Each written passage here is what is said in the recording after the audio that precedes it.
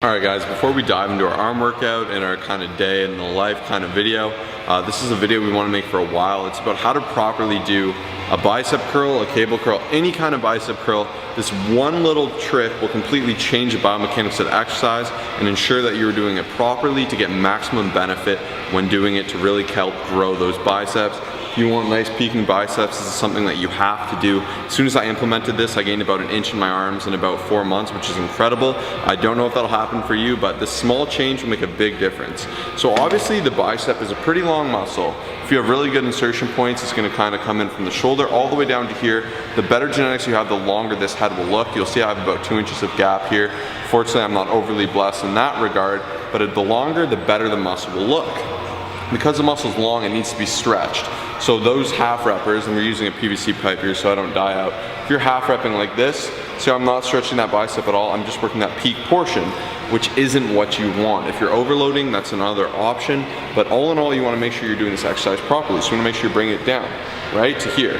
But this in itself is probably what a lot of you are doing, but this is not a full range of motion rep. Even here, this is not a full range of motion rep. What you wanna do is really drop those shoulders. Don't let your traps kind of have a lot of the load and a lot of the burden and be under tension, but drop them downward.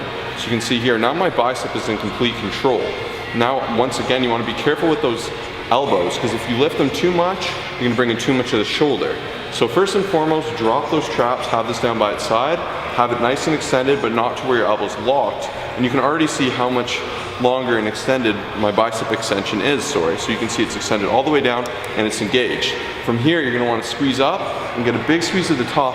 From this point, you can let the shoulders come up about 1 inch. This is actually gonna be a full range of motion. A lot of machines will mimic this, but technically you can get more of a squeeze if you bring it up to here, but at the risk of bringing that shoulder. So I like that middle compromise. So for me, a full range of motion is down here, up, and a little squeeze at the top, down. All the way down here.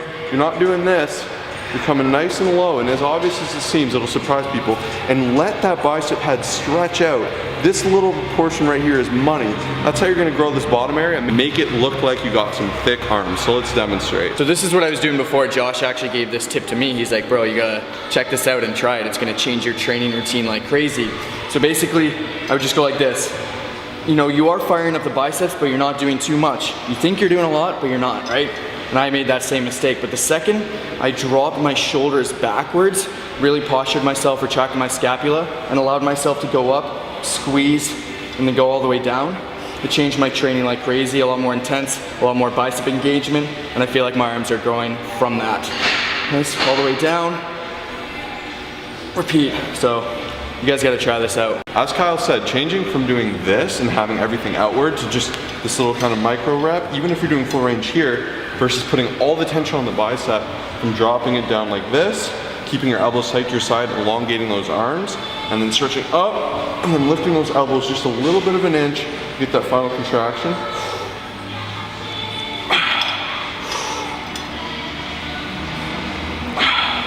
Will change the way you hit arms. Because here, we're really focusing on that negative, bring it all the way down, really extending. Then here, we're getting our contraction and we're pushing it even more. That little lift, you're getting a little bit more. Now before everyone goes crazy and we get a million comments, this isn't the only way I curl. However, 90% of the time this is how I curl. If I'm doing a burnout, I'll compromise a bit. Maybe I'll lessen the form a little bit. But all in all, changing your curls to this, I used to curl like 70-pound dumbbells, just swinging away. But now, you know, I'll grab 45s, 50s, and just squeeze, bring it all the way down. Because the second you put a lot of tension on that trap, you're just doing this smaller rep because it's lifting it up from there and it allows you to swing more. But when you drop it dead, that's all your arms. So just try that at home. Drop your traps down and then just try that and you're only working that arm.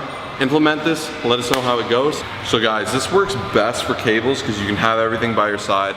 With the dumbbell, there's obviously issues, especially if you start with a little bit of supination, it's gonna hit your sides. So you kinda have to start in front of you, but you wanna apply as much of the principle as you comfortably can to the exercise. You're not gonna always be able to do textbook form on every exercise, deadlifts, when you're getting into that crazy 98% plus range of your PR, it's gonna break down a little, but if you guys are practicing and trying to do things to the best of your ability, implementing in the rest of your workout, the results will show.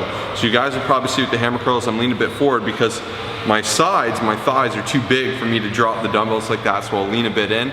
But guys, this is a great thing you can do. Be conscious of what you're doing, really focus on bringing it down, working the negative, and really focus on maxing out that squeeze at the top.